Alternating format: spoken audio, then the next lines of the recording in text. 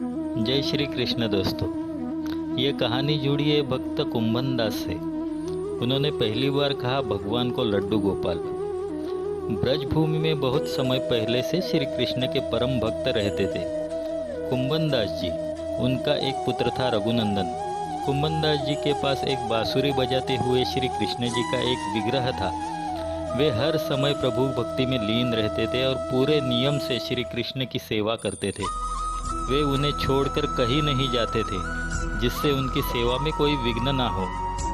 एक दिन वृंदावन से उनके लिए भगवान कथा करने का न्योता आया।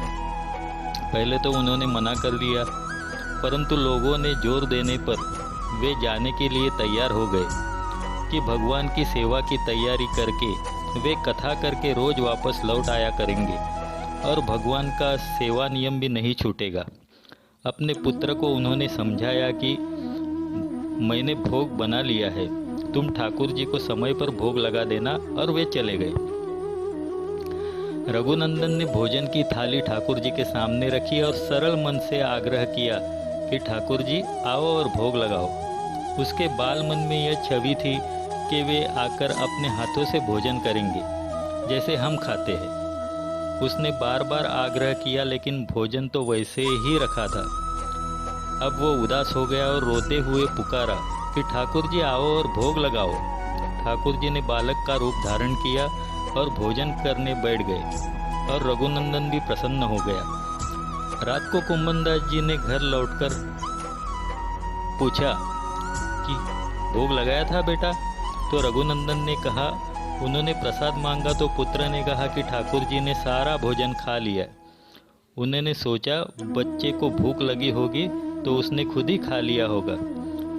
अब तो ये रोज का नियम हो गया कि कुंभन दास जी भोजन की थाली लगाकर जाते और रघुनंदन ठाकुर जी को भोग लगाते। जब प्रसाद मांगते तो एक ही जवाब मिलता कि सारा भोजन उन्होंने खा लिया है।